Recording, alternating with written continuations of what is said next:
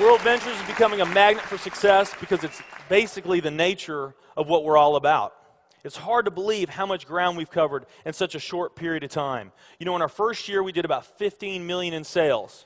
Our second year, we closed out right at $50 million. That's over a 320% increase in our second year. And we are totally convinced that we will clear in our third year $100 million. And I'll tell you what's going to happen much faster than you might imagine is that we're going to become a billion-dollar company. And some of you, especially the people newer to our company, you might find that hard to believe, or you think, you know, it's pretty outrageous goal. If you've really taken the time and you've studied companies that have achieved that level of success, what you found is that it's rare that a company that invents a brand new product or introduces into a brand new product segment has that type of success. What's more common, where you see these companies that achieve this mega success, it's companies that enter an industry that's already very, very large, also very competitive. They do something just a little bit different, and they carve out a small little piece of a really big pie, and with that small little piece, they become over $1 billion a year company.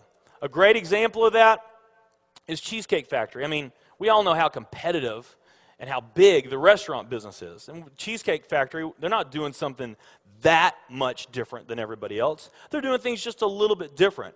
But they are a super success in business today. One of my favorite examples is Starbucks. I mean, how long has the coffee industry been around, and how big is the coffee industry? Okay, I mean, how many companies sell coffee? Starbucks, doing it just a little bit different. They carved out their piece, and now they're a multi-billion-dollar company. And I got a little demonstration that I want to show you that I think is kind of fun. The coffee industry is $100 billion. So $100 billion every year is spent around the world on coffee. Each one of these gumballs represents $1 billion in annual sales. There's 100 gumballs in here. This is the coffee industry. So Starbucks, if they want to, let's say they're brand new and they're starting out, and they've got this goal to become a billion-dollar company, they need to carve out 1% of that pie. So they would need to have this much of that pie, 1%. So it's really, you know, a small percentage of this overall pie. They've been more successful than that. 2, 3, 4, 5, 6, 7, 8. They do about $8 billion in sales. That's a pretty significant portion of the entire worldwide global sales of coffee. The nutrition industry is $226 billion every year is spent on nutrition. So again, each one of these gumballs represents $1 billion in sales. So here's the coffee industry, here's the nutrition industry. And by the way, you may not know this or not, but over half of all the network marketing companies on the planet today, they're nutrition companies. Now let's talk about the travel industry.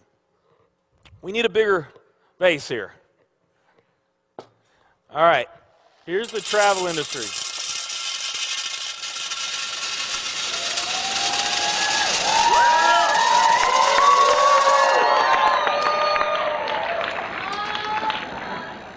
Pretty impressive, right? Well, it doesn't stop there.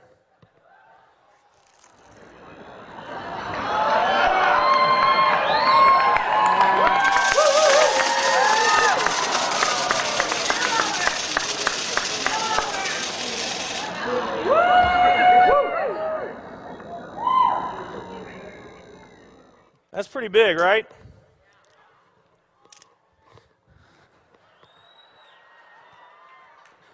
There's more.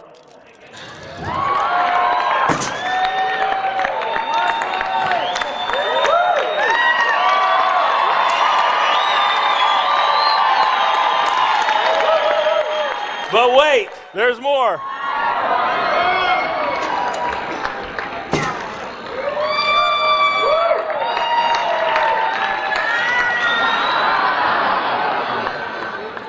And one more.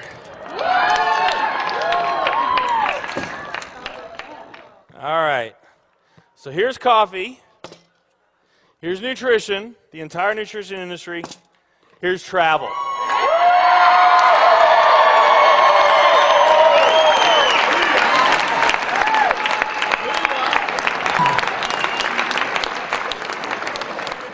Travel industry is $7 trillion every year spent on travel.